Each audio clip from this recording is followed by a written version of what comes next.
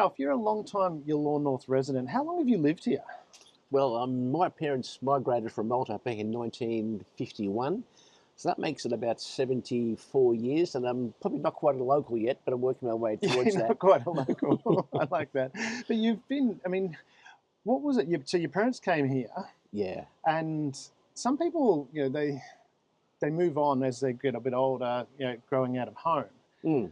You didn't. You stayed here. What was it? What was the reason for wanting to stay here? What's the attraction to this area? Oh, it was just, I guess it was employment in the beginning. We had this huge power industry. They employed 23,000 people in the most incredible variety of jobs, and it was easy for me to get a job in the area that I chose. But growing up in an area, I've got got all kinds of associations with friends and relatives moving in as well. And it was just a peaceful country location. My father never had a car until I bought my first car when I was 18. And then he thought, oh, gee, I better get into this car business. Bit of rivalry there, was it? Yeah, I guess so. If my son can drive a car, then why can't I drive a car? But that means we never went anywhere. Yeah. Like I had a couple of uncles and godparents who would take us to like St Entrance for a bit of a break occasionally, but that was only very infrequently. So it's always been Yallourn North, and I had a circle of friends, and going to school here, and then going to school at Yallourn High School, and then getting a job at Yallourn with the SEC. Yeah. I just felt so comfortable, and there was nothing that really led me to want to move away. You've got this great spot here, and we'll go have a bit of a tour around and have a look. Yeah. What was it that brought you up? You're on top of the hill here in Yallourn North. It's a great view. There's a bit of wind today, but it's really, really lovely. Yeah. What was it that attracted you to come out and live in this kind of spot? Well, when Dad came to Australia, he bought a block of land on top of the hill close to where the water tower is at Yallourn North. And that's the other end of the other end of town. Yeah, in fact, he cut a walking track from the bottom of the hill, because it was all bush back then, and he bought a block of land which was in the middle of this bushy area, cut the track, cleared the block of land, and brought his materials up here. Mum carried the wood for the house on their backs, built the house, and living up there and being involved with that sort of vista of the township, so it made me think, I like this. Then when we got married, Stella and I, we built a little place in North Newborough and felt like, it just wasn't right. It was like wearing somebody else's dirty underpants. And we only lasted there for about 3 or 4 years, and then we thought we want to find a place that's on top of a hill with a bit of space around us, and preferably around the hills of Yallourn North, because the hills around here are just so lovely. They're changing colour all the time. They're green one time, and then they go brown in the summertime.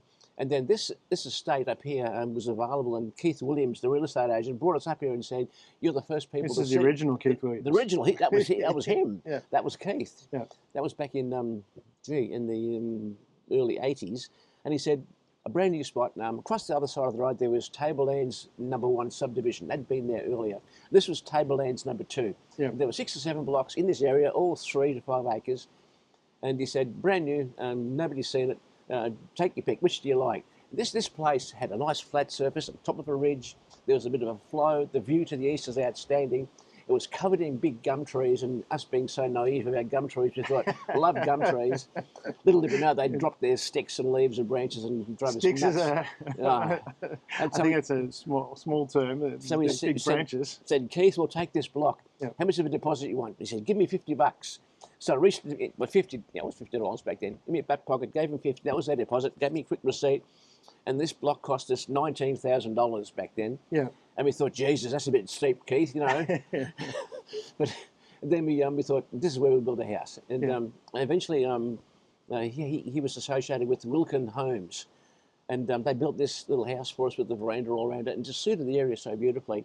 And that hacienda cost us $45,000 to build. Yeah. Back then we thought, geez, $19,000, $45,000. What are we getting ourselves in for? Oh, no. It's a long-term repayment system. And it took us nearly 5 years to pay it off. I thought, shit, how can you sustain all that debt hanging over your head? Yeah. And and now the Latrobe City have valued this place at close to $800,000. Wow. And because they adjusted our rates last year from what it was to some incredible amount. And and it was a great place to raise kids, and it's a great place to retire to. Well, that was, when you're talking about raising kids and that, when you look at the regional area, and being connected. I mean, you mentioned yourself, you went to, you in Yallourn North and you went to Yallourn High School. Yes. What is it like for that kind of travel? Is it difficult? I mean, when you look at your kids being in Yallourn North, I'm assuming they went to Yallourn North Primary. Is They that did. right? They did indeed. And then yeah. secondary school, they would have went elsewhere. Is Yep. that challenging to have that travel, or was it good development? What does that do for kids? Oh, mate, back in those days, it was buses. The Latrobe Valley bus lines had a lot of buses. In fact, if you wanted to go to work, they had a bus leaving for the employment section at Yallourn and all over the area. And it was the same for kids' transport to schools. Yeah. And so a bus would stop just up the road here, pick up the kids, take them to the primary school. Then they got into high school after that. They went to Neighbours High School and it was still there. And that bus stopped there as well. And it was just an easy thing. Pop them on the bus, they walk up. Is that part of independence, the developing independence that the kids had there? But it was never thought of back in those days. Like these days, every mother takes their child to school, and maybe they're worried about all kinds of other issues. We were not far from the school, and we would drive the kids to school. And, okay. and that's what I look at when I was with the kids, my kids. Yeah. Was that here or was it? No, that's in Melbourne. In Melbourne. So, yeah. Right. So and literally, it was a 2-minute drive to school when they could have easily walked. And now I'm just wondering that difference in how children develop with catching those. I mean, what from your perspective, catching the bus was as a kid. What do you think that did for your development? Well, I never caught the bus at Yallourn North. We just walked down the hill to the primary school, but it wasn't until we started high school we'd jump on a bus and scoot over there. But coming to primary school by walk or by push bike, you met people along the way, and you started developing friendships, and so you had that preschool time with friends as you walked to school. And only the rich white Anglo-Saxon Protestant kids had push bikes because our parents were broke when they came from Malta or from Mesopotamia or from Italy or from Greece, and so they had to save up a bit first before we could have a bike. But and so I guess having associations preschool was a good thing. And what about the kids out here? I mean, when you're growing up, because I'm looking at people that might be considering this kind of lifestyle. What did the kids do? Is it because there's a lot of talk today with kids being stuck in video games and things like that. Yeah. But that opportunity, it must have been great to have that opportunity just to be out and about and play out. Did the kids do that much, or did they sit inside watching TV? We've got 3 acres here, so an acre and a half in the back was where we kept the 2 horses. Okay. And our 2 daughters rode. My oldest daughter rode all the time she was here, probably 10 years. Then my youngest daughter lasted 12 months until she developed an allergy towards dust and horse sweat and everything else. So we bought a bigger horse, and my older daughter taught me how to ride. Oh, wow. And so the 2 of us would ride magnificent bridle tracks in the back of Yallourn North in the Bulbul State Forest. And we'd ride up there every weekend and be gone for 2 or 3 hours just riding our horses there. And my other daughter used to ride various other things, and my son James was keen on motocross and motor racing, and we built a motocross track in the back for him. How cool is it? Motocross track in your backyard. Yeah, and we built hills and hummocks and whatever it was, and the horses got driven crazy by James whizzing around on his motorbike. And then I bought myself a small motorbike, and he and I would ride up the bush together because they weren't registered, they weren't legal, but back in those days nobody really worried. Yeah. And you weren't doing any harm to people, so it was all outdoors, and it was a wonderful way to raise your kids because you can involve with them so much. Yeah, fantastic. And I'm glad that they left because I fallen off those stupid horses that many times. I got kicked off a motorbike that many times. Yeah. But but I do have really fond memories, and they often talk about the days they were here doing their horse riding and their motorbike riding and walking. Of course, there's plenty of places. Yeah. And some of the other stuff that you've got here looking around, let's go for a bit of a walk because there's a lot of art you've got around here. I noticed some mosaic and you've got some things up in the trees. Let's go and check some of that and you can tell us a bit of stories about that. How about we do that? I would love to. So I noticed this when we drove in, or when I drove in, you've got this, it's like there's a goanna, was that a cockatoo, there's a koala, up the top there's a pig. I don't know how the pig got up there. Oh, I was having a story about that. There's a tractor here. Tell us a little bit about where did this come about? Who did this? This gum tree was dying progressively over the years, and about 10 years ago, there were big branches of it falling all over the place, and one of them nearly conked the poor horse in the backyard. Oh, okay. Scared the hell out of it. And so I got the tree men to come up, and they cut it from there, and I was able to harvest the wood, which is lying here. Yeah. And they said, "What are we going to do with the stump? It's going to cost you another $3,000 to get rid of the stump." I said, "Oh, what the hell, leave it there." Yes. And there's a might be a guest house reception area at a place called Crossover, called Mirror. Yeah. You know Mirror? They've got a great big archway. Yeah. And there's a big metal dragon hanging over the archway. Oh, yeah. And I thought to myself, that'll look good up a tree. Yes. But I don't want to make a dragon because that'd be just copying them. What else can I do? I thought, a goanna. So I got all these little pieces of metal, and it's actually in three pieces. Yeah. And I created this out of all the metal. And Stella was down the bottom holding the ladder while I was up there, tacking it together and making sure it fitted. And she's yelling at me because I'm going to die. And finally I got there. So you folded all this aluminium? Yeah, well, it's all just galvanised iron. Oh, okay, yeah. Yeah, but there was a place called All Form in Morwell. Yeah. They're a sheet metal specialist. And I said, I want 50 pieces cut into strips of different sizes. And I did that. So I didn't cut the strips. I just riveted them all together. And I did that, and I looked back and thought, that looks pretty cool, but it looks a bit lonely up there. So when I had an old gas bottle that broke down, I put the spider there. Yeah, you got the Yeah. Well, I didn't notice that. It's a redback spider. It's a redback spider. Then there's a bit of a compressor there. Then another gas bottle there. Yeah. And which is what's that up the top? Is that an owl? That's an owl. And then there's a pig, and there's more stuff around the other side. And I've got this extension ladder which I strapped to the tree, and Stella again. And I put a pulley system there, and I was pulling up the bit of a compressor. And because she's yelling at the same time, thinking, I'm going to die. And got it safely. drilled it in, and she was happy to get me down again. And I haven't added anything to it for a long time because I'm running out of ideas. But at times of boredom, I'm sitting in there on a cold winter's day thinking, what can I create? I've got an old gas bottle, or I've got a bit of an old compressor, and I find bits of junk and I stick it there. So people come here, and they forget Stella's beautiful garden. She spent so much time, and they see this hunk of shit sitting in the backyard, and they're drawn to it. It's like I know, exactly. I come and I saw this wonderful thing, and you've got these beautiful gardens everywhere. That's fabulous. Oh, I know. But you've got some other artwork over there, some mosaics as well. Should we check those out? That was COVID, yeah. Oh, okay, let's have a look at COVID. Right. This is the mosaics you were talking about, and you mentioned this is COVID. Now, a lot of people were stuck in lockdown and that kind of thing, but I noticed this standing up. They're very bright and vibrant. There's three here, and there's another one. We'll cut that in later. Yeah. Tell us a bit about how this came about, because again, it's another beautiful place that we've got here. Yeah. You'll probably find all kinds of other installations around the yard. Yeah. I've made an installation using all that stuff hanging off that stump, and there's a bunch of old bicycle parts over there, and there's something else somewhere else. And I had these two great big, almost like canvases, waiting to have something added to it. And I thought, what can I put there?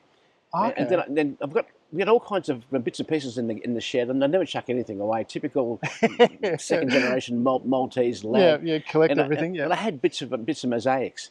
And there's all kinds of companies that will sell you mosaics, colourful mosaics. Yeah. But if you travel around to the various tile stores, they've always got these boards showing samples of what you can get. Yeah. And they're always turning them over. And in the back room, they're just stacked up. So I went to half a dozen tile places, and I got all this stuff for nothing.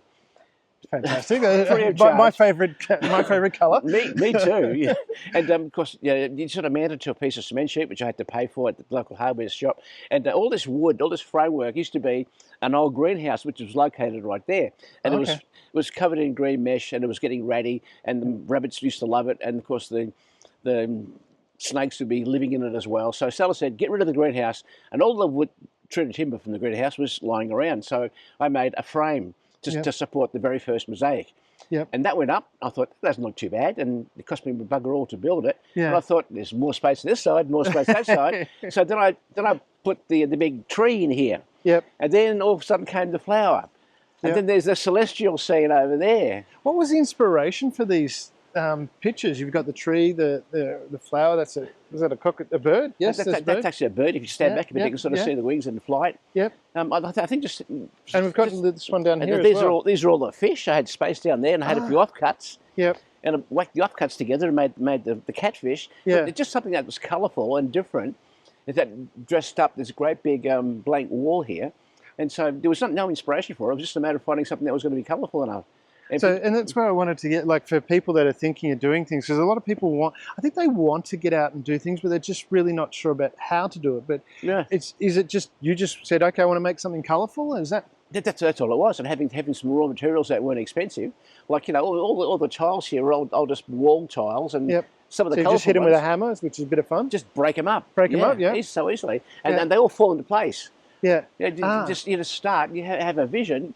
Get a bit of chalk first, and do a design, and just fill it all in. And it's as simple as going, I want to make a tree, and you've got this, because it looks spectacular. I mean, the bird looks spectacular as well. Yeah, yeah. And the fish, these are little marbles here, or look like little stones. Well, all this sort of stuff, like if you go to a second-hand furniture place, they're the things you see at the bottom of a glass jar that look decorative. Ah, yes, and there's a place in Traralgon that has all kinds of stuff, and I picked up a lot of things from just looking around, to tell you the truth, really. Just asking and giving it a go. And what do you do? I mean, describe the type of enjoyment that you get out of that. What is it that you get out of it? Well, right now, you're looking at it going, wow.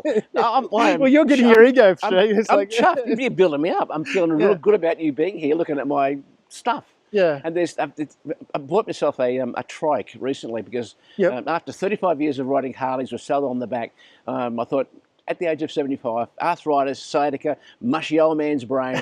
I'm a danger to myself. You're still 12 years old, but you got to work with what you've got. Body. Yeah. So I thought, we run this toy run. I'm seeing more Can-Am spiders. There's three-wheel motorbikes coming in. I'm thinking, I wonder, they'll ask some questions. Yeah. And I thought, I can handle that because there's no levers. Yeah.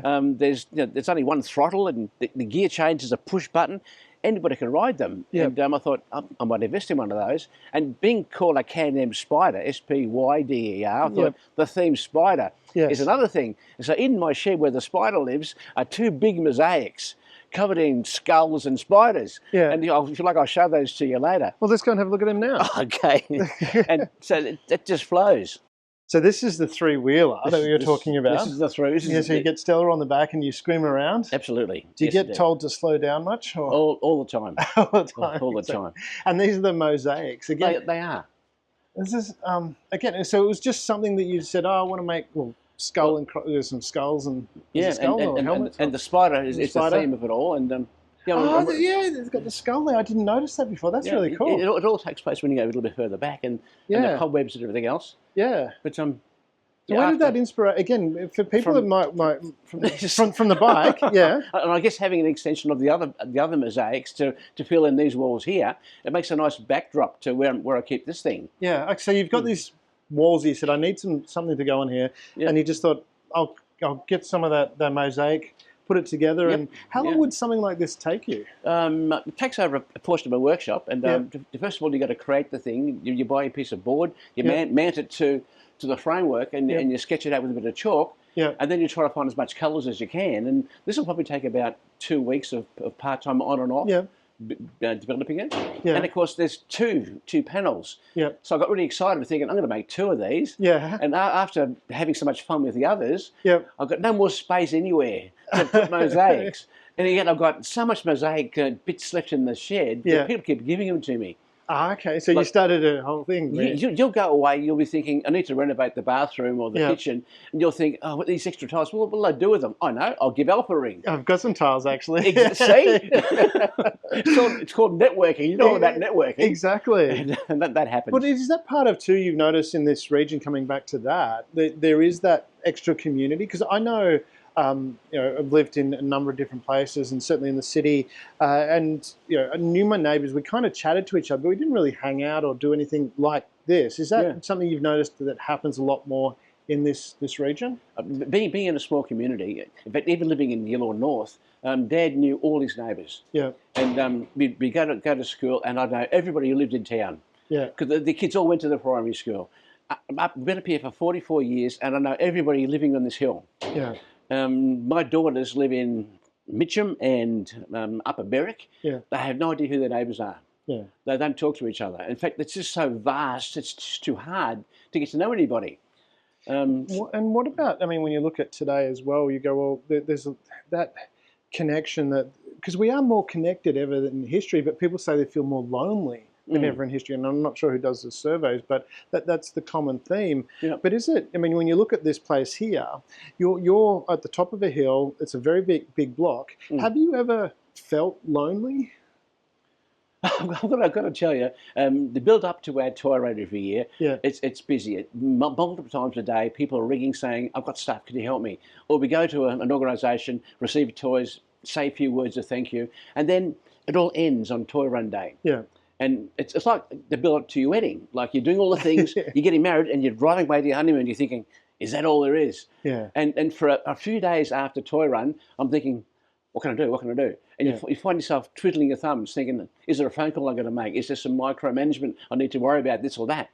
But then I'd snap out of it because we're in our caravan heading away for a few days, and then we start to relax. But I don't ever get lonely. I don't think I do. Yeah, well, and that's what I was wondering from that, because when you look at this type of community, it's you're actively involved, and maybe is it getting that deeper connection because you're actively involved with people and with your neighbours, that kind of thing. And then when you do have that downtime, it's just a bit of peace for yourself. Yeah, look. If you're feeling lonely, there's any number. It's hundreds and hundreds of organisations that are screaming out for assistance. And they're all full of really good people. Yeah. Like I was part of Neighbourhood Watch. I was part of 2 fire brigades up until about 3-4 years ago. And it got to a point where I was getting too old to sit in a fire truck for 12-hour shifts. And I really wanted to keep on doing what I did. I was training officer for a while. I was a few other things. But they weren't anything like being on the fire ground. And as you get to a certain age, you've got to say to yourself, I'm going to be a burden to others and a danger to yourself. You've really got to stop doing it. So I walked away from the fire brigade, and there was a bit of a break. And I thought, gee, one year, Neighbourhood Watch people were having a barbecue, and they said, oh, we've heard about the Toy Run, we'd like to support you. And I said, what are you guys all about? And they told me what Neighbourhood Watch was all about. And I thought, that's something I wouldn't mind doing. And once the fire brigade life ended, I slipped into the Neighbourhood Watch life. Now, in the meantime, they've folded too. But for those years in Neighbourhood Watch, I met so many lovely people, met so many associations, and we got new skills. I learned how to do a stop-slow thing. So you can be a lollipop person. I'm fully trained in that, and I know how to turn a sausage at Bunnings, and they were just lovely times. And when Neighbourhood Watch closed down, all those people who were left got involved with Lions clubs and other things and Rotary clubs, and there is those groups screaming out for your help. They really are. So you don't stay at home and don't feel sorry for yourself, because that just drives you mad. You really got to be out there helping people, and you'll feel good about it, as well as occupying yourself with something productive and really useful. Can we now, I mean, I just love what you're saying there about how important it is to just get out and be part of that. And this community really seems to foster that, to encourage and welcome people to be part of that group. It did, yeah. Well, let's take another, can we have a look at the workshop where these masterpieces are created? Actually, but most of the masterpieces are in the house, and all the stuff I want to hide are located in there. There's the workshop, and then you've got another area too where you actually have a creative zone as well, and it's our studio. We call it the chalet. The chalet. Well, let's go to the chalet and have a look at that. All right. So these little things that you create as well, or? I used to be into making wooden toys. Before I bought my first Harley, I had a range of other motorbikes, and I got the hots for a Harley back in the late 80s. And of course, then we had 3 children. We had expenses to raise them and finish off this place. And so I thought, I didn't want to spend all that money buying this big fancy American motorbike. So I thought, what can I do? I had a little workshop, so I started getting bits of scraps of wood, making wooden toys. Oh, okay. And for 10 years, I made wooden toys until I got to a point of saving up $16,000 to get. So you made them and sold them, is that? Wow. I used to have fundraising days or nights at kindergartens and playgroups where I'd bring in my photographs and bring in samples. I'd take orders for Christmas. Oh, really? Wow. And I got so obsessed with making toys, I was going to do it full-time and permanent and leave the SEC, but still took me out of that, thank goodness. And then it got to the point in 1992, I had enough money to buy my first Harley. Then I stopped making toys. And now there's a few remnants of them just lying around here and there. There's like this is a hippopotamus, and it grows into a bigger hippopotamus. It's a lot. So it's like a little stand. How cool is that? Yeah. And of course, they make more elaborate things like gypsy wagons with furniture inside them and those sorts of things. And actually my son, who was only 12 at the time, joined me. He was making frets or jigsaw puzzles. Oh, okay. And so he was doing that, and we'd go to markets together.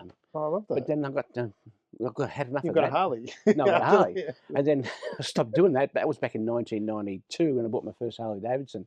And then, of course, we formed a club, and that's when the big touring days came in.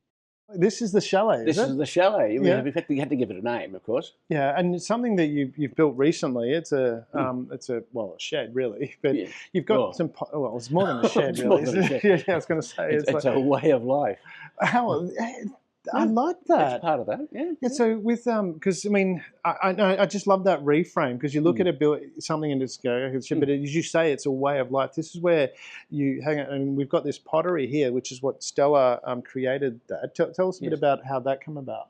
as part of our retirement plans, we wanted to do something that was creative, and I was always interested in sketching, and Stella was always keen on constructing things out of clay. Yeah. And so she went to TAFE and did a pottery course, and I had a friend in the bike club who was the head of TAFE in Newborough, and he said, come on out and I'll teach you how to use pastels. So I did a 3-month pastel course with my friend there, and I've been creating pastel paintings ever since. And Stella had a pottery studio right here, but unfortunately she was making bigger and bigger pots. Yeah. And she hurt her hand. She got RSI and carpal tunnel syndrome, so she had to stop doing that. Yeah.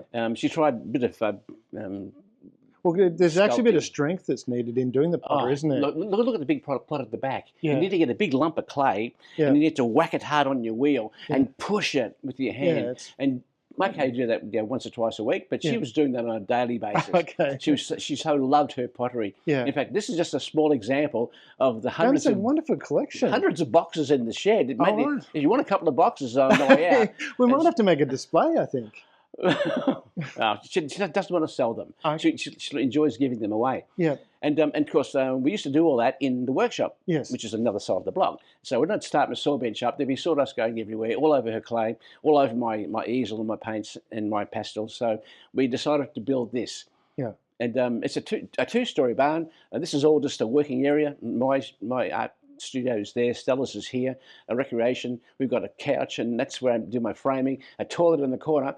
And upstairs, there's 2 double beds, couches there. So when the kids come to visit, or anybody for that matter, they can stay there.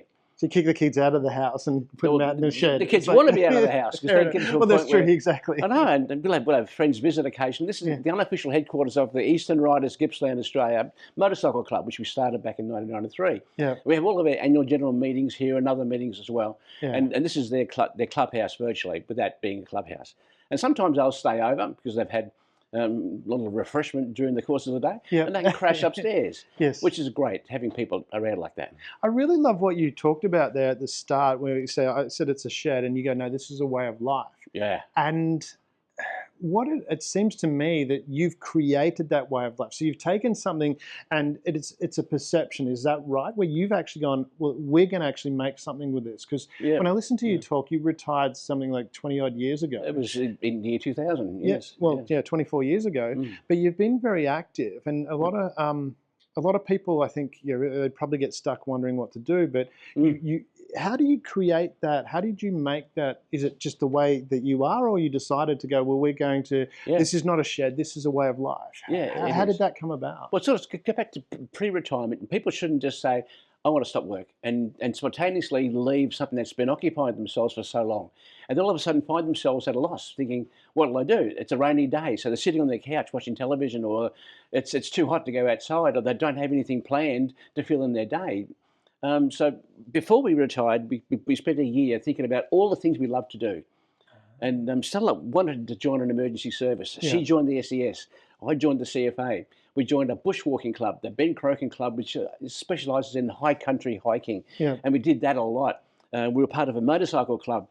We loved gardening. We got grandkids. I'll go on and on and on. It sounds like, though, you set a specific thing that you actually set a goal. Because you said before you retired, a year before, you made a big, long list of what you wanted to do. Yep. That sounds pretty critical to and I'm being rhetorical a little bit there as well, because I have programs on goal setting. Yeah. But you actually went, okay, this is what we want to do. And people, you don't have to wait to retirement to do that as well. You can go, well, when you're working, you work so many hours a day. Yes. And then, I mean, think about how much time people sit and watch television. And you could actually, if you said, okay, I want to learn to paint, or I want to do that. Was it difficult to go out and find people to be involved with and do those sort of things? It wasn't really, no. And we took on far too much. Yeah. We took on too much of each individual thing, and we overdosed ourselves on it. Yeah. And so we had to You're on a goal-setting high. Yeah, and we had to cut back progressively. Yeah. And we did that. So instead of going all out, I used to paint probably 10 paintings a month. Now I do maybe 1. Yeah. And that's enough, because then I do something else. And then we bought a caravan and we go camping, or we go caravanning every year as well to get away from the cold winters, and we head north somewhere. And of course, during the last couple of years, Stella's parents were getting fragile. They're in their 90s, and they both passed away in the last year and a half. Yeah. And so there was them to look after, and that was a good part of our life. Like people begrudge that, but now that they've gone, we both feel proud of the fact that we were there for them at the end. Yeah. And we can walk away from that thinking we did the right thing. Yeah. But now that we're free of I should say we're free. There's an element of that. It's, no, and we don't have that responsibility anymore. We'll look at it that way. Then we can take longer holidays, and we're heading over to Western Australia this year, and seeing the middle part of WA, because I'm dying to drive through all those mining towns and visit the outback, and yeah, it is. Fantastic. Well, we've looked at the pottery. Let's kind of have a look at where you do some sketching. Yeah, it's actually pastel painting. But this is your spot here, where you do a bit of creative work as well. You've got your easel. This is my studio. There's a lot of pastels here. Pastels as well. What inspires you when you're painting? What is it? What's your muse, to use an artist term?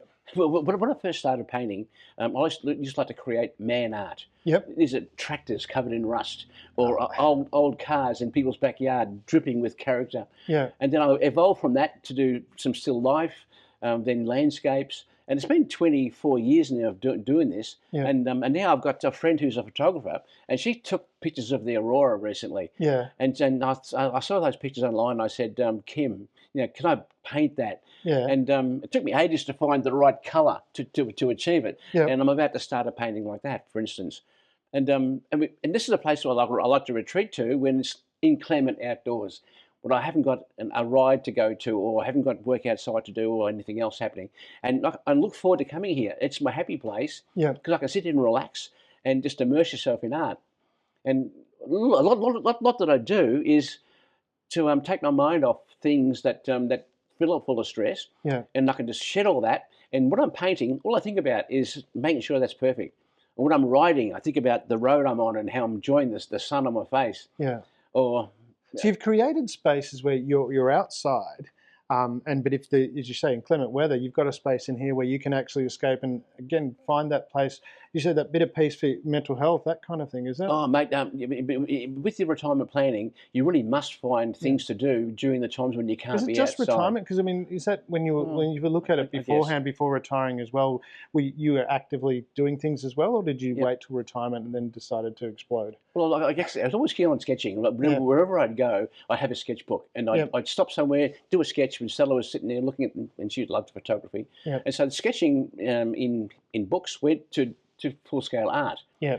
And I guess we used to love walking, so the walking club was part of that as well, and we had some great times up in the high country, and it was magnificent up there. And I've always loved motorcycle riding. In fact, I've been riding big bikes for 45 years now. Yeah. And so I've always been part of a club, always been part of a group of people riding along, enjoying the serenity of just motorcycling. And I guess after 45 years, I'm still around to talk about it because it can be a bit dangerous at times. Yeah, but motorcycling being such as it is, every little bingle is going to hurt. Yeah. So yeah, I guess there are things you need to do to fill in every minute of your day, because thinking about stuff is just going to drive you nuts. Yeah, definitely. Well, me anyway. Yeah. Well, Alf, thank you for giving us an insight into your life here up on the hill, your background in Yallourn North, but particularly the artistry and the little bits and pieces that you do. Well, there's a lot of bits and pieces, but there's bits and pieces that fill in the day that help people with their mental health. Yeah. And being an inspiration for others to do something similar. I really, really appreciate you taking the time. Yeah, like if you can find something special to do, and I think the toy run for us is really, really special because it has an end result that's so satisfying. Yeah. And in fact, like I said, this year was our best ever, and the outpouring of support from all over was just unbelievable. All of a sudden, people are thinking, that's worth getting onto, and I was getting phone calls from places you wouldn't believe. Yeah. And the result of that was a pretty significant result this year. So. Well, the toy run, and we've got a separate video on the toy run, which we were talking about. So I'll put a link in for the people that are watching this to have a look at that as well. And it just seems to me that little bit in this community here, that when you just do that little bit, get out there, there's so much more that actually comes back than actually what you're putting out. Is that your experience as well? It makes you feel good about yourself. Yeah. And in doing that, then nothing matters anymore. Yeah. We got to put. You need to do a poster. Makes you feel good about yourself when nothing else matters. Nothing else matters. Yeah. No, it doesn't. Like all little things that you think are worrisome to you in life. Like I bought a brand new motor car. Yeah. It was 4 days old. Yeah. And I was coming home from mall yesterday, and I ran into a kangaroo. Oh, 4 days in. 4 days in. It hasn't even done 300 kilometres. Yeah. And I'm looking at this poor kangaroo dying in front of me, looking at the mess on the front of my car, and I thought to myself, things could be worse. That's a good philosophy. It's a good philosophy. Alf, thank you very much for taking time, sharing part of your home with the people here, and yeah, really, really appreciate it. No, thank you for all the time. wonderful work that you do in the community as well. And right back at you, mate. You're great. That interview style of yours brings out the best in people. So congratulations. Thank you. Well done. We've just come out of the chalet, and this is the wonderful backyard that you and Stella have got. It's absolutely amazing and very relaxing. What do you think is most attractive about being here? I think being here from the very beginning, we bought this as a vacant block.